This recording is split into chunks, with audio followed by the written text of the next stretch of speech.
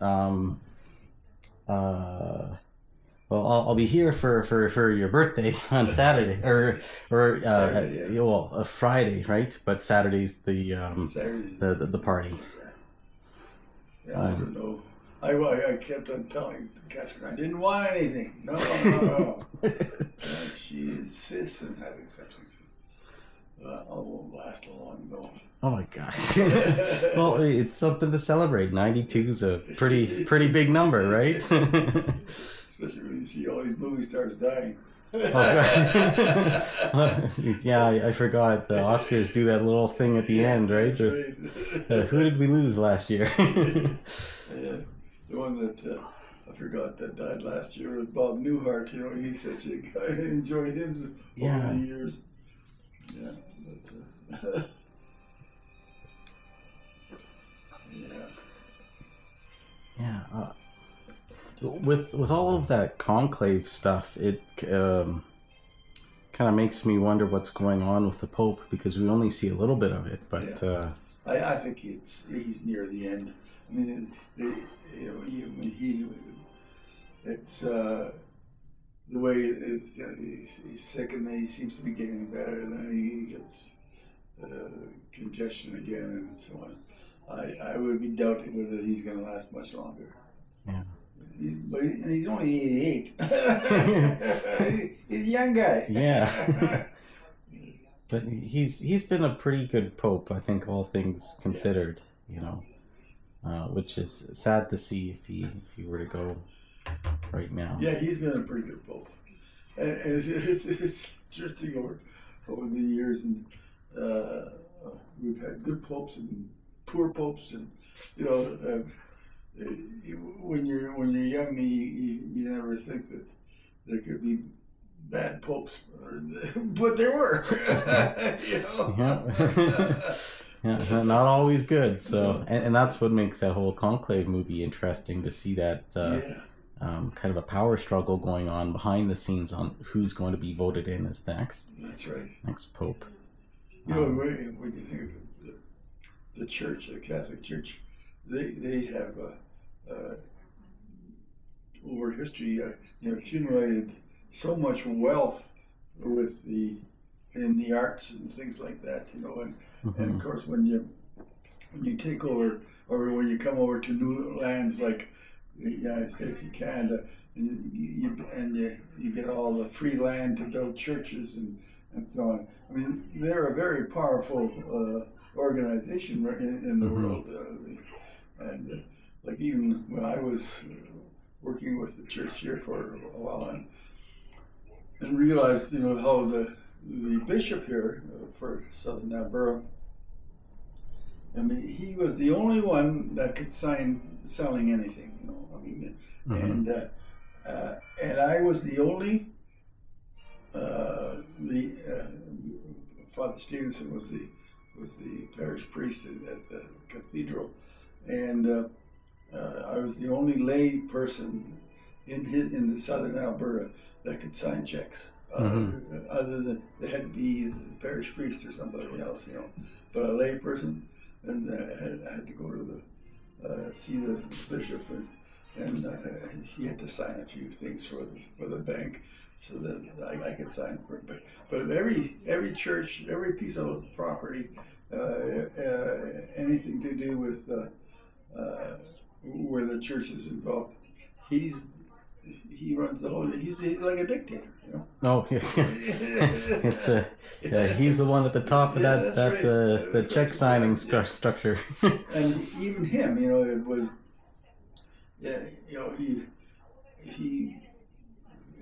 we that is the parish there.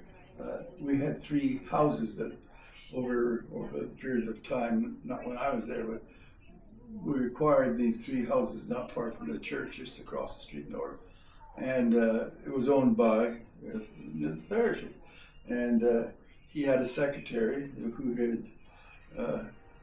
had an involvement with, and and she was living in one of these houses, Oh gosh. And the caretaker of the church lived in a room in the rectory, and he was to look after these 3 houses in case we have a problem. So we had a security system, and I remember while I was there one time, I found out that he was called at 3 o'clock in the morning by the police, and so he went over there, and there was the bishop with the secretary, you know, and you think, you're the bishop, you know, supposed to be able to be in charge of all these people and everything else, and he's just like anybody else. Doing what he wants. Yeah, that's right, you know. And he got caught. Yeah, he got caught, you know. And of course we didn't, you know, I had to, I wasn't involved other than the fact that somehow the caretaker and the parish priest and Father Stevenson and we're talking about, and Father Stevenson said, you know, don't let this get out. This is what, because the police came over and I was talking to Father Stevenson, so he told me the whole story, you know. Oh boy, that's dicey. That's right. Oh God. You're telling me the other day about like the painting that's behind you, and yes. How originally Lorraine did it without people. That's right. But then she painted you guys in afterwards. That's right. And she, like, this was in Regina, and there's the legislative buildings, and the legislative grounds had these buildings for flowers in the back, and so she decided to paint this painting, and then one day she says, I think I'll put you guys in there, and so it was all finished and everything else, and so she took pictures of us, and then she just slipped them in there. That's pretty incredible. Yeah. And you know, when she gave it to us when we were in Regina in the, let's see, it would be in the 60s, I guess. Yeah, sometimes in the 60s, and we moved from there to Edmonton. I put the very roughly the edging on it myself, and we moved to Edmonton, so we put it up in the house in Edmonton. Then we moved to Sudbury, and I put it in the house in Sudbury. Then I put it in the house in Toronto. Back to Edmonton, we put it up. We came here, and the hell with it. So I had it downstairs, and I don't know who it was, Stuart or something. And we came to visit. He says, "Where is that?" And I said, "Oh, it's downstairs." "Well, put it up." And I said, "No, what the hell?" You know? Well, it's nice because it has all of you in it. That's right. Yeah, I'm sure that's one that he would have missed. There is that other one that my parents had restored a couple of years ago, and I think it was of like a field in the prairies. Yes. And it, like, you know, brilliant yellows and oranges. That's one. You've got that now, do you? Yeah. We used to have it here. Yeah, and I think like it's amazing that for all of the traveling and all the places that you moved to, like that one was okay. Nothing happened to it. Yeah. But the other one, you know, a little bit of luggage or something must have just fell onto it and, you know, cut up a little bit of the bottom. But they got it restored, and it's really nice. Is that too. The one where it looks like there's some people working on the railway on it? I can't quite remember. I know there's a person in a red coat. Yeah, okay. On That's one. It. Yes, yeah. That's it. And you know what happened on that one? It was downstairs, mm-hmm. and I was painting the floor in the basement, and I got a little bit of blue painted in a couple of spots. Mm-hmm.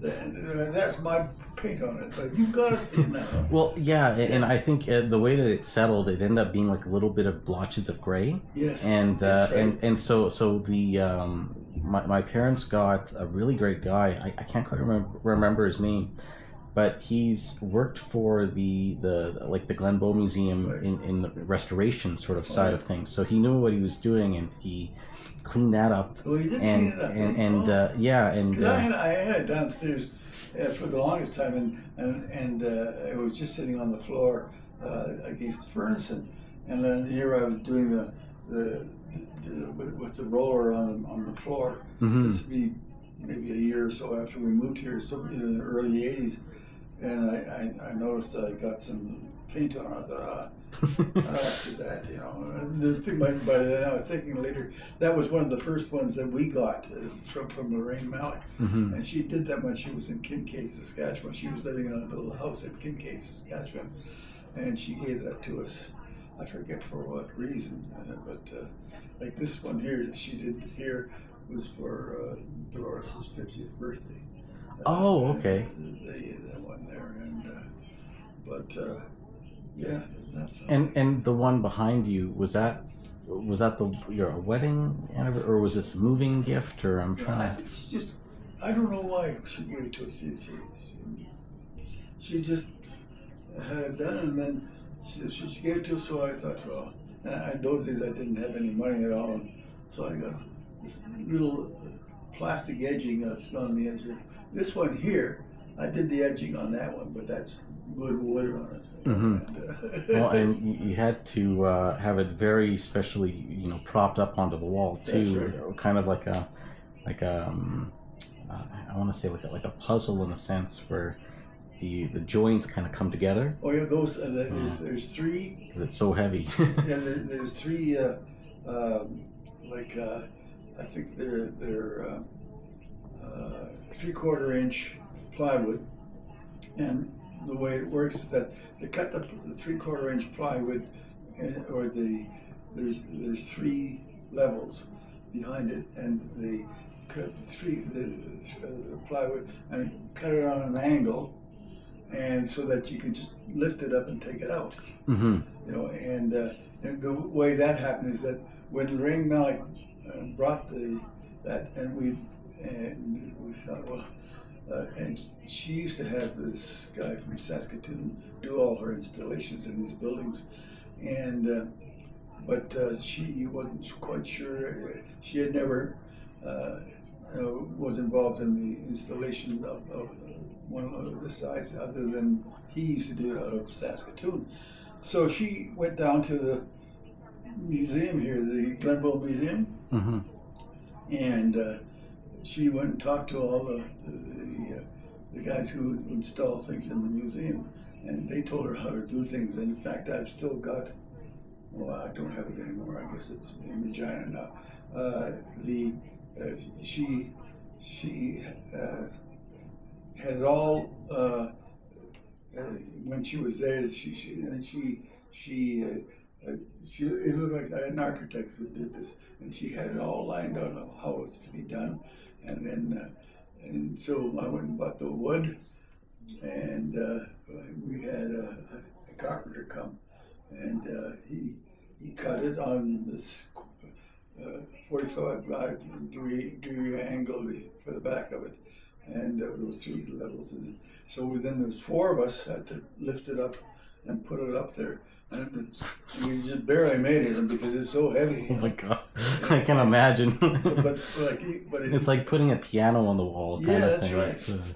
But you could easily, lift it and take it off if you have strong enough people. So you don't.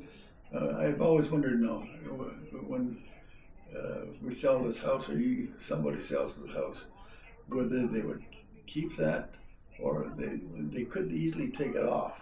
And then you'd have to just unscrew the back to the wall, and then you'd of course have to paint the wall. But the person who was buying the house could if they wanted it, they'd keep it. Some people would say, no, I don't want that in the house, but things.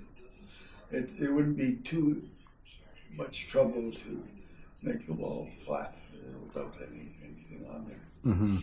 But fortunately, that's a side with a lot of support, I guess. Yes, it is. Yeah, one of the foundational kind of, yeah. And the carpenter, he was one of the four of us and he came with his drills and everything and drilled it into the studs, made sure that it would never fall. So I never worry about that falling. Yeah. Well, it's amazing that she, like, for a tiny woman, was able to make these things that are so big on the wall. You remember her quite a bit, wouldn't you? Oh, yeah. And, well, I was thinking about her recently, especially with all the conclave type stuff going on with the Pope, because of all of her connections to the Catholic Church. That's and being essentially an honorary Franciscan. And that's right. Yeah. Do you remember, like, the first time that, I guess, you met her? Like, would it have been with Dolores, or? Let's see. No, when I first started going out with Dolores, she wasn't in Regina. I think she was down in. Was still taking a university art classes, and I think she was down in Philadelphia, and then from there, she was in Turkey and Egypt, just to do with her art type of thing, and so I didn't meet her. She wasn't around when we got married at all. Oh, wow! And so it was after I don't think I met her until we were married, and I think so probably in maybe 58 or 59 was when the first time I met her. And that was after you're married. Yeah. And it was probably after her. But I knew her education. Yeah, I knew her because, see, I went to Regina College, which is the first year university.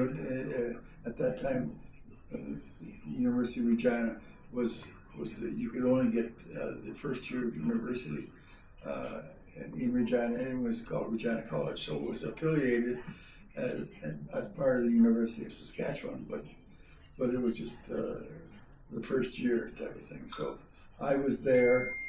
I was going to Regina College, and I met her.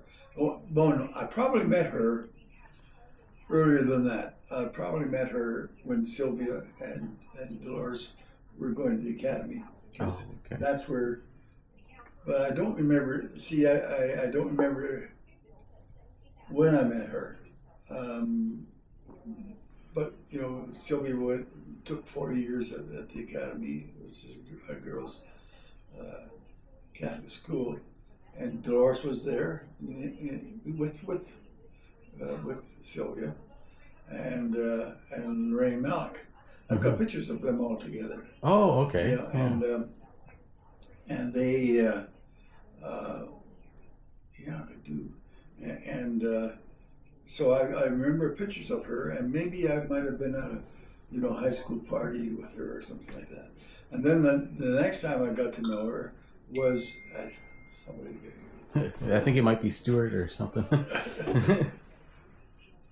Stuart. Yeah. Too cliche, or is that close? I asked the Chinese artificial intelligence DeepSeek this question. Okay, let's see what the hell's going on here.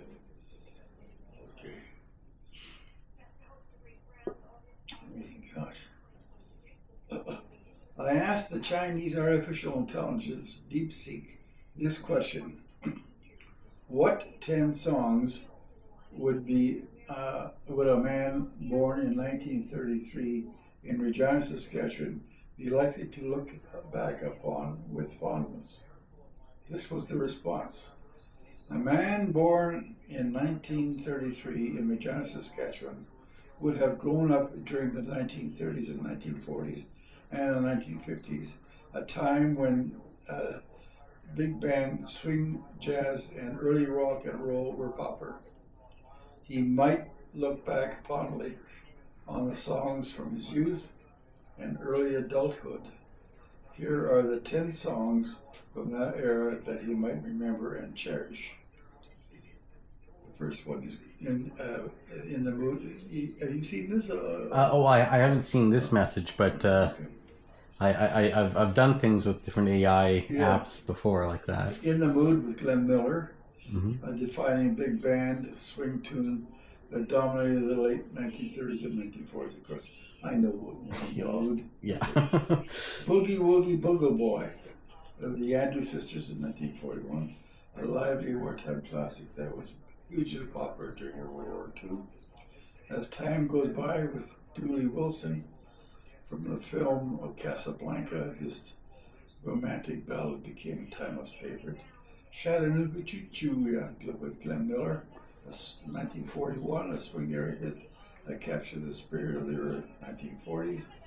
White Christmas with Bing Crosby, 1942, a holiday classic that resonated deeply during the and after the war years. Sentimental Journeys with Doris Day and Les Brown and his band of renown, a song that symbolized the end of World War II and the longing for home. Mona Lisa, with Nat King Cole, a smooth romantic ballad that was the hallmark of the early 1950s. Rock Around the Clock with Bill Haley and his Comets, 1954, one of the first rock and roll hits marking a shift in musical taste. Unforgettable with Nat King Cole, another timeless classic from Nat King Cole, known for its emotional depth. At number 10, That's Amore with Dean Martin, 1953. These songs reflect the musical landscape of his formative years, blending nostalgia with cultural milestones of the time.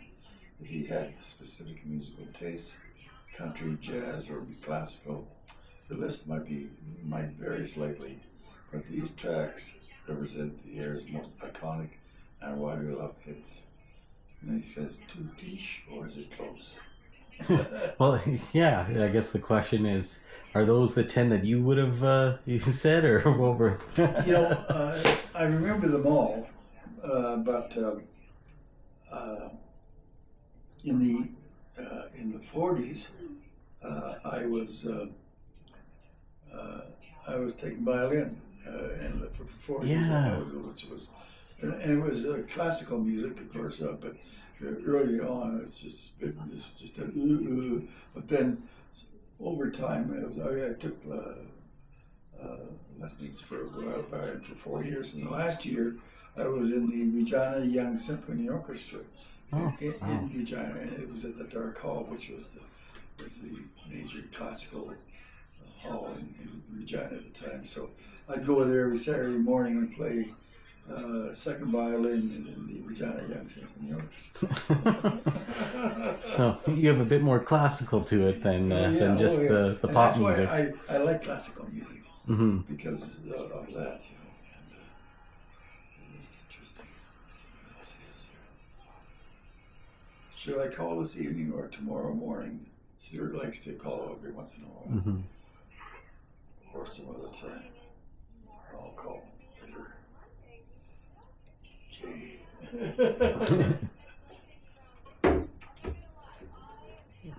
When you said that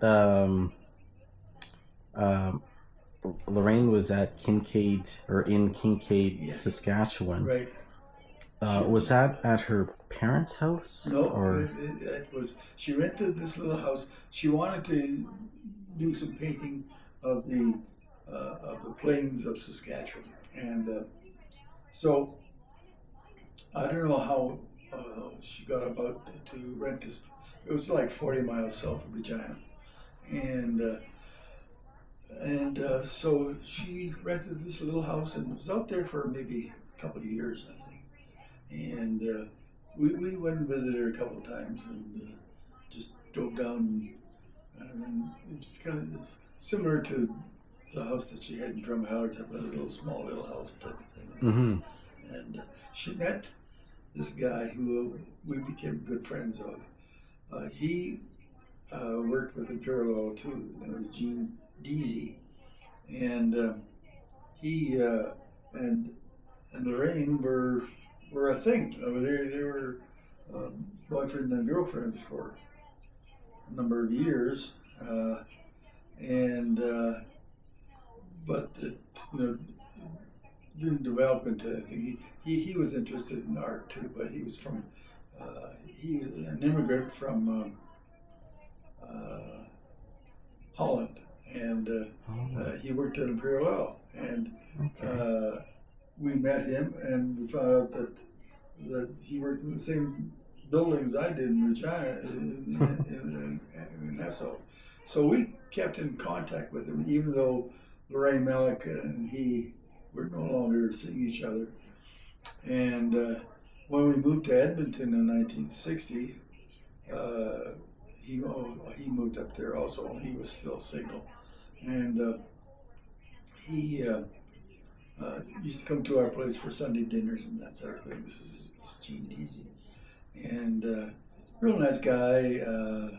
And we just he was a good friend of both Dolores and I because of Lorraine Malach. And this advertising, this Chinese dancing group, this Shenzhen or something like you see on TV. Like the Shenmue or something, yeah.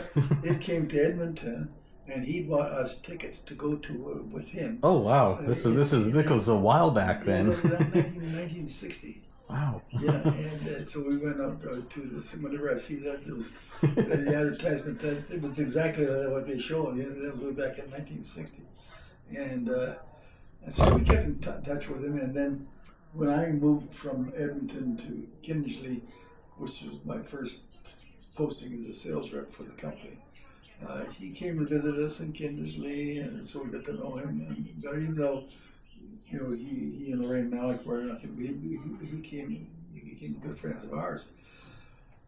And we kept in touch with him, and then of course we kept on moving around, but he stayed in Edmonton.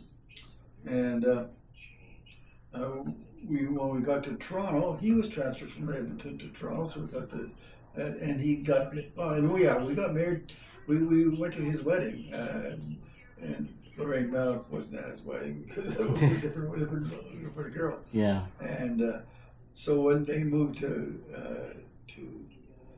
Toronto, we met up with them again, and which was we only saw for a bit, and then I was transferred again. And when we went out to, this is after I retired, we drove out to Vancouver Island. We knew through Christmas cards and so on that he was out on the island, so we looked him up there, and they invited us for dinner and everything else. So how things, that's really nice though, yeah, that you're able to kind of stay in touch like that. Yeah, I got pictures of he and Lorraine Malach. Oh. Yeah. I remember you telling me about how Lorraine showed up at the house here, I think. Yes. And wanted help to find a place to live. Oh yeah. Yeah. Well, and how long ago was that would that have been in the, I'm assuming the 80s? I was already retired, so that would have been, probably around, maybe the year 2000 something. Okay. It was. She owned a house in Regina mm-hmm. at the time on Dudney, 13th Avenue and near Dudney, and she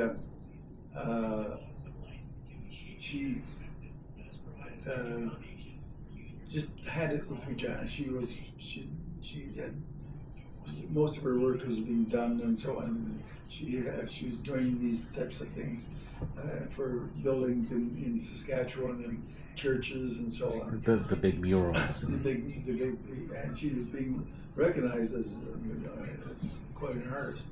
And she got a call one day. This was later. And of course we named Lorraine after Lorraine Malach. Yes, yeah. Lorraine Holmes. So she was always had this feeling for Lorraine, and she phoned one time from Regina and said, "Are you coming to Regina sometime?" And I said, "Well, this was in the middle of winter." I said, "Well, sometime." She said, "Well, I want to talk to you." So I said, "Okay." So we went there. We actually probably went there mainly because she asked to see me. And so we went over to her house in Regina, and she takes out this will. That's a will that she bought at the store for like $1, you know. and she had put her name on it, had a couple of witnesses on it, but it was just a few words here and there, and filled it in and had somebody witness it. And it was the roughest thing you ever saw. She says, "The will, here's the will," and she says, "I want you to be the executor." All right, now, and everything went to Lorraine. And so I said, "All right, I thought this is going to be trouble if she happens to die." I thought this is going to be trouble because it was nothing. It was just like 2 pages. She scribbled on Lorraine Malach. Everything goes to Lorraine. And then Kramer, and then shared with the rest of the kids. And yeah, that's right. And so I thought, if she dies and I'm the executor, this is going to be a problem, and it was. And so when she did die, then she, we were living here, of course, and she was in Drumheller, and go there to the, and she let me have the will. So when I found out that she died, I took the will with me when Doris and I drove. It was February, I think. It was cold as hell, 25 below. So then go there. And so I went right to they had a funeral home in Drumheller. Went to the funeral home, and he says, "What are you going to want to do with the body?" And so on. I said, "Well, she wanted to be, I think she told me sometime she wanted to be buried in Regina." And so I made arrangements there. Then I had to go see the police, and I had to go to the bank there, and I had to show everybody his will. And the bank wouldn't accept it. They said this would be, they'd have to go get a what is it called? Well, it's like a specialist to like look at her handwriting and compare it and she had left a wallet with $600 in it. The policeman gave it to me, and the $600 in the wallet. And then I went to the post office and said, "Send all this stuff in for her." And we got the key to the house from the police, and then was there for the whole day, just making a little bit of arrangements of things, and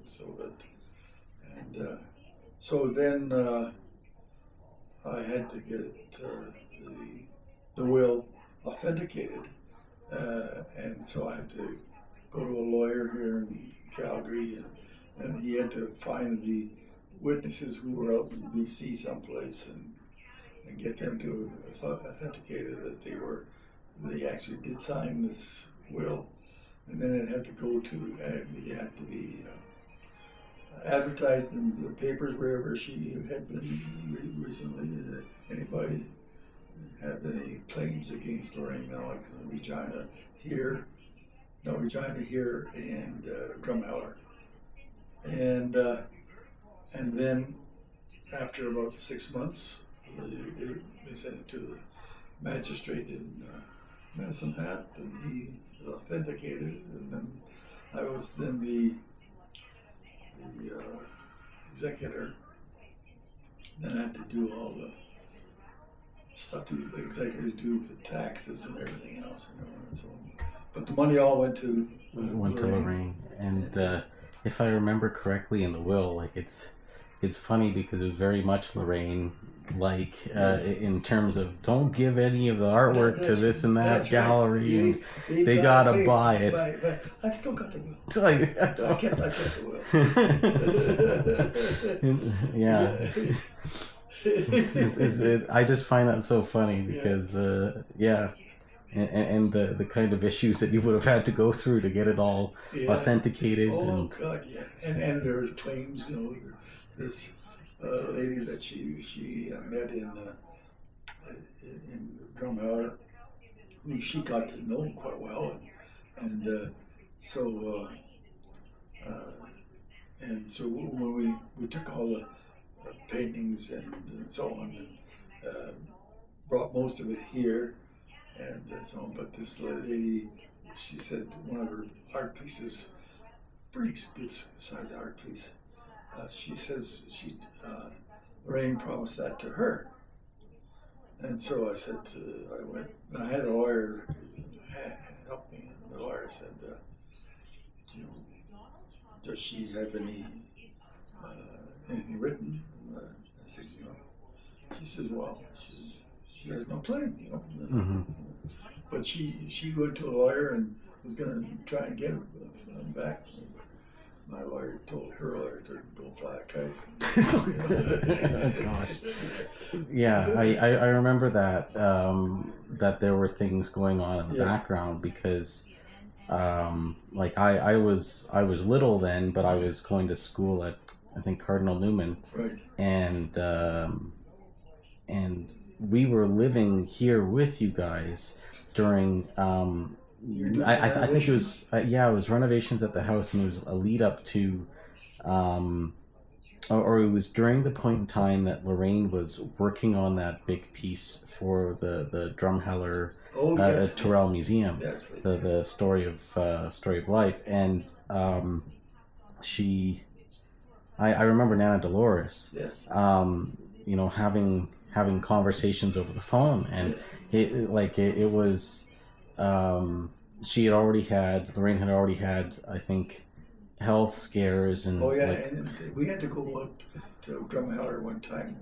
The hospital phoned us, and she was in the hospital there, and we brought her back here and to the hospital here, and then she stayed and lived with us for about a month. Mm-hmm. And of course she was a heavy smoker, so and they were terrible to her in the hospital, because she was a smoker, Mm-hmm. Yeah, that was awful. But she's come in every few months. She'd come in and she by bus. I'd go to pick her up at the bus depot, and she'd have some big thing where one time she bought a used bad up old bike that she bought in Drumheller, and she had some guy in Drumheller look at it for a while and fix it up, and she brought it and gave it to Dolores as a present. But it was in a whole rusted out old bike, and she brought it in the bus. I think I remember seeing, because it was a big heavy bike. Yeah, it was a big heavy bike. Yeah. It's sort of that old sort of style. With the basket and everything. Yeah, that's right. I remember the concerns around that time was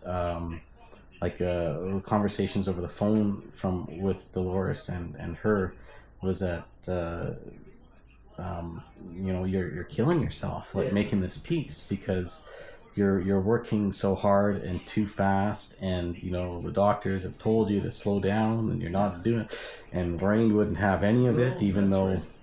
We're in the middle of winter, and she had an old bike too, and in the middle of winter, and she every day, whether Saturday, Sunday, she was every day of the week. She'd get on her bike, 25 below, and go, pedal over to her. Was it an old garage that she rented? No, she didn't. The museum, the Twirl Museum. Well, because that's where she was making the mural, or the set of murals that were kind of, and it had to go through like the kiln and. Yeah, well, that's right. Yeah, and she had like a kiln there, and she had one of her own, and she the museum arranged for a second one for her there in that kiln, and we'd go and see what she's doing. We got, well, I guess they're all the pictures of them probably back in Regina now, but all the pictures about she had all the pieces and on wood slats in this big garage.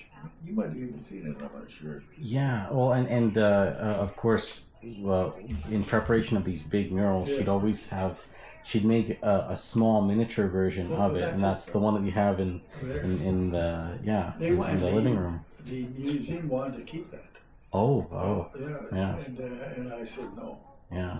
I said that's part of the estate. The estate, and they said, well, she was making this, and they said that this was a gift. The big mural was a gift from her to the museum, and she wasn't charging them anything except they had to provide all the materials. Oh, and the facility to work on it. To work on it, but her time and so on was a gift to them. So they kind of felt that the maquette, which is what they call that thing, is a maquette. And the guy in charge of the museum wanted to put it up in his office. Oh gosh! And I said, no. There's all in pieces still, Mm-hmm. So I put that together. Oh, I didn't realize that. I put that together, and I went and got the measurements, of everything else, and I glued it together and put it together, and. That's where it is now, Well, and that alone is incredibly heavy. Oh, like it's like it takes two people to move it. Yeah. But it's a really neat thing that and good thing that I think was it Lori connecting with somebody who knew Lorraine Malach. Her brother. Her brother in Regina. Okay. Yeah. And Laurie would have liked to have got a piece, but in the will, it was an addendum to the will that Dolores says it really shouldn't have been part of the will. But I took it as the addendum to the will, and that's where it said to give. To share the pieces of art to the other four, or the 5 kids, mm-hmm. And 4 kids, Rain and making 5. Stuart and Pat, and so, Catherine, Christine. So then we had to say to all the 5 kids and Lorraine, so who wants this, and who wants. So I had the basement was just full of all the stuff. We made 15 trips to pick up all the stuff to the van. I had 15 trips to Drumheller. Oh my gosh! Besides all the other things going on. All the other ones, But we made 15 different trips to pick up all these little pieces. And it wasn't just the pieces of artwork. It was also the her sketchbooks, sketches, and everything. Yeah. And everything. Her books. And we brought everything here, and then eventually. The stuff was at the house here. Eventually, most of it went out to Lorraine's place. I took most of it out with my van. But the big pieces I got a mover from Medicine Hat to pick it up or take it. It was $4,000 just from Medicine Hat from Drumheller to. And that was dropping off the piece that's at my parents' place. Yeah. The opera singer at Christine's, and then Christine's place too. Yeah. And but it's a good thing that was it the University of Regina that has all of the sketches They got now, it all, yeah. and all of the other documentation. Yeah, that's right. And that would be like the letters and the. Yeah, I only kept a few things. I still got the will. Mm-hmm. I always felt, if somebody somehow goes to the, claims that that I didn't do things correctly. It's important to have that support. That support type of thing. Yeah. I had all the, the money and the receipts and everything else for the moving and the stuff, so everything went. The money part, and that with the house we got. When we got, I think about $40,000 for the house, and then it went to Lorraine. And that was also, wasn't that Terrell's house like beforehand? Yeah, like it was. The house that she lived in was owned by Drumheller. the guy who essentially founded the town. That's right. The archaeology and all that, or paleontology, I guess. And then, but the sketches and everything that went to the university. So that was Laurie's brother who thought that was a good idea. At the university. In the archival sort of. That's right. Okay, yeah. And then you didn't end up signing that. I never signed it. The document that they wanted you to sign over all the intellectual rights and all that sort of stuff, the copyrights. What it says is like the family or like or either Lorraine or they would be able to claim anything, and. I thought, well, I'm not going to sign that. Depending, I thought they should somehow have to get the approval of somebody in the family. I mean, so. Well, and they have all the documents, there. which is kind of the important part. That. So I never signed it. So they've got all the stuff, and I'm sure. Someday somebody's going to do something with it. Yeah, and I think they also wanted any of the other artwork or anything donated, right. And then you're like, no. Yeah, I find it really neat how I guess her relationship with Nana Dolores was they were so the best of friends, and how. When she needed help, she immediately contacted you. And, needed to find a place to live, and because she was moving from Regina to Alberta, and you were driving all over the place to find. All she got for her house was $25,000 in Regina, and then she was going to move here. You can't buy a garage for $25. Yeah. And so $25,000. So. We drove her all over. We went into different little towns in BC and every place else that she might be able to afford. But she only had about at that when she was alive. She had about 15. She was a bishop had left her $15,000 that she had, so she had 15,000. I think I total of $40,000, $25,000 from Regina house, and she had this $15,000 that she was left. So she had about $40,000 to buy a place. Well, there's no place that we went down to High River, and she it was a nice place, and she could have got it, but she didn't want to take a mortgage on it, so she never did buy that place. Then one day, while she was still living here, we were still looking for houses for her, for some places, And this priest from Drumheller phoned her and said, maybe you'd like to come for a trip to Drumheller and look there. And she says, yeah. So he picks her up and he takes her.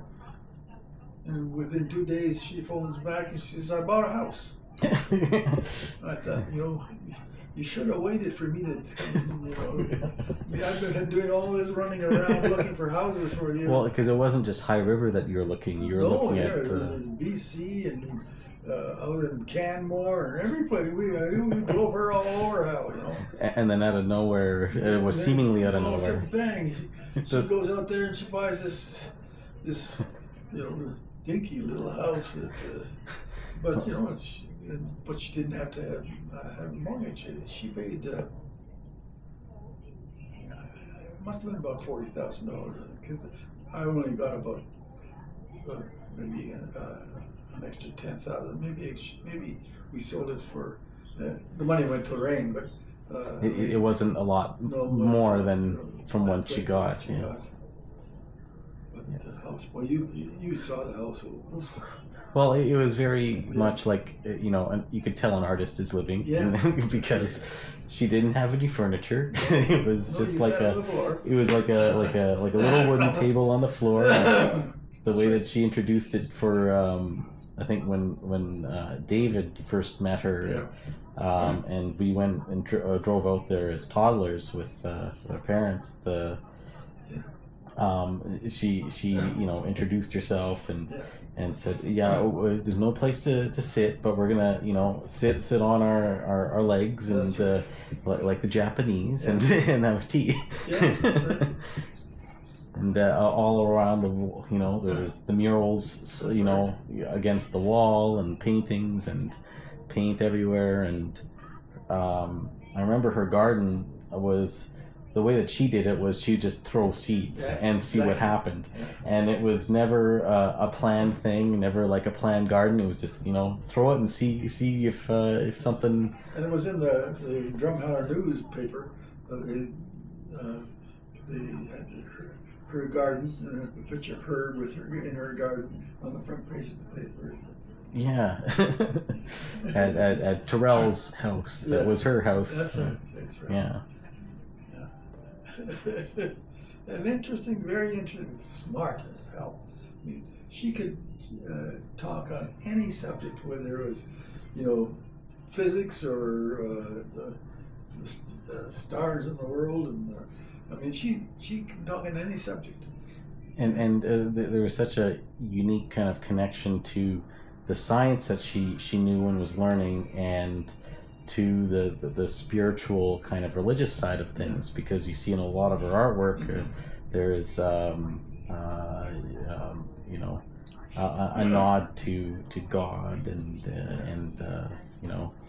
all of that. And there are a lot of articles that they now have in Regina, in the paper and from Regina and magazines and I've still got one inside there, but most of the stuff it's all in Regina now. But it was quite a story. And as the best of friends, she and Dolores were all through life. But about a month before she died, they used to, Dolores and Lorraine used to talk on the phone for hours sometimes. But I was sitting here one time, and they were having an argument. And that's what I remember, because I think that's when we were staying with you, and it was over how much she was working to get this piece done. Yes. And how concerned Nana Dolores was that she was going to kill herself doing this, and how Lorraine, this was her I guess pinnacle piece, like her swan song, that how important this was to her, and that was the only thing that they really argued about, was how hard she was working. And it was hard for me, but I was probably sitting here someplace in the museum. They were having a real argument. You know, I thought, I mean, all these years, the best of friends, and here they are. I mean, they were really having an argument. You know, and then within about a month, we get a phone call that they found her dead in her house. And it was the piece was unfinished, but they never painted it the way that no. She never put but they did finish it well. They finished it with the glaze, but they couldn't do the coloring because when like she's the only one who really knew the process, because when you put different colors on it and then you put it through the kiln, or it changes colors. That's right. And then when you glaze it, it could change the color again. Yes. And so that's why it's unlike some of her other murals, there wasn't any sort of color to it other than that sort of consistent gray or beige. When they had the opening at the Tarot Museum, were you here, or you were here? We went with you. You Went out there for the opening? Yeah, I remember. I thought you might have.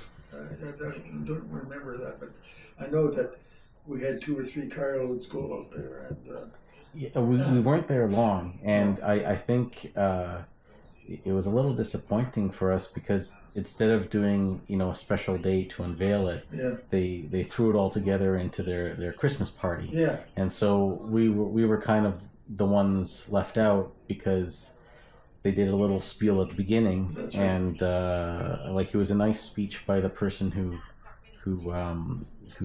talked about her. Yeah. But then it went to Christmas party, sort of mode, but yeah, I do remember going out there, and I remember Nana Dolores not being too happy about how it was done. But yeah, it's amazing that the piece and everything was put together, and they were able to glaze it without too many issues because of how tricky it is. I haven't been out there, but I know that they were doing some major renovations out there, and of course it was at the entrance to the museum, and it was right there, and they did a good job. But whether or not they moved it or changed things, I don't know. Yeah, I haven't been out there in a while either. Hopefully everything's okay.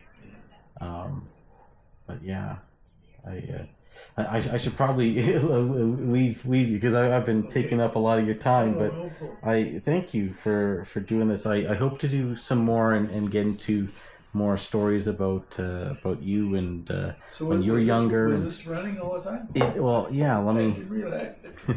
Let's see.